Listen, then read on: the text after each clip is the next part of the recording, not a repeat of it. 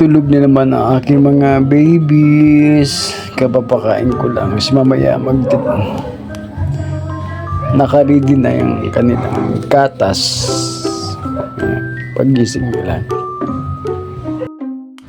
Kailan putulin ko kasi para makatipid ang pangsapin.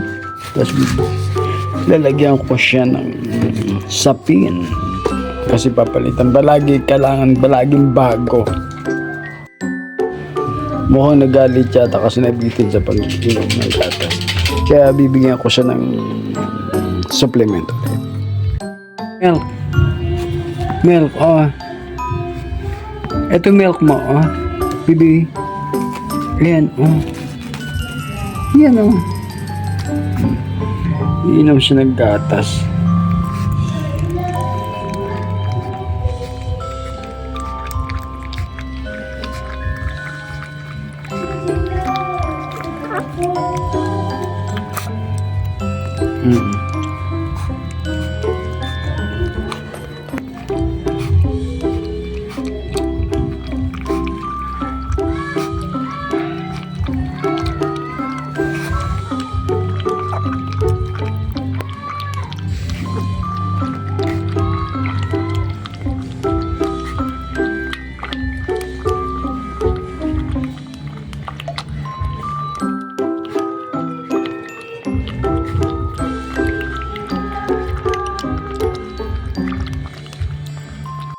Namin inom ng gatas kailang punasan kasi para hindi malagkit.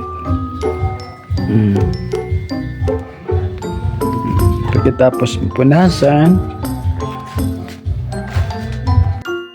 timing na yan, ready na to sleep na. Tatakpan na yung kanyang cage kasi ilalagay na siya doon sa kanyang lalagyan. Matutulog na siya.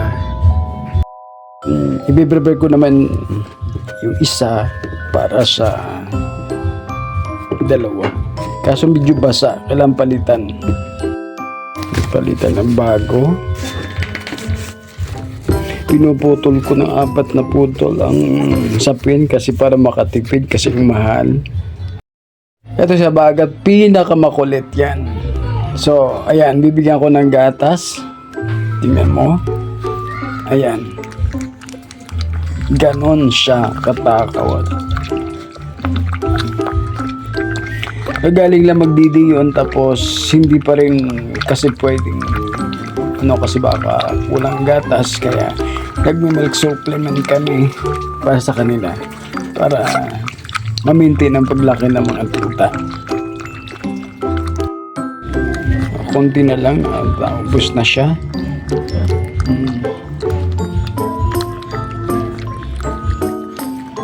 Okay. Ubos na. Ubos na habagat. Okay. Kailan punasan ng para hindi lumikit ang gatas.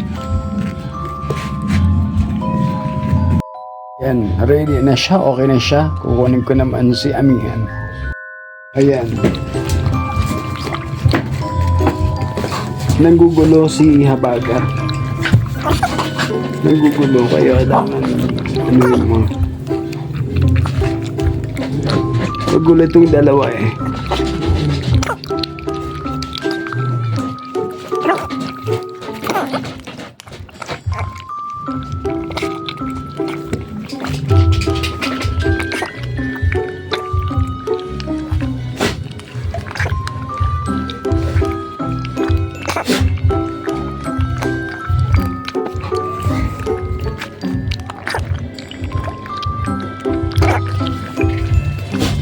Nilulunod siya.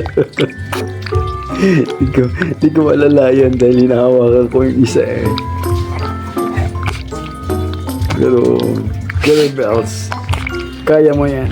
Kaya mo yan, Amihan.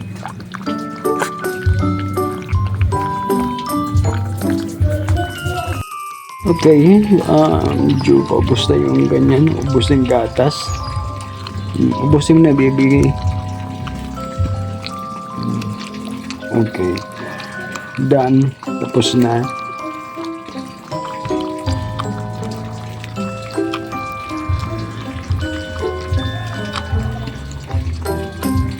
Okay, konti na lang. Simutin mo, baby. Simutin mo. Okay.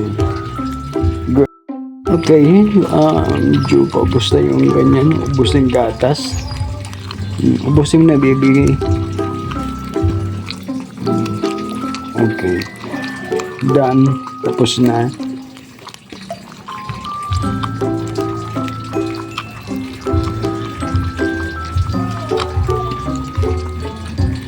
Okay, konti na lang. Simutin mo, baby. Simutin mo. Okay.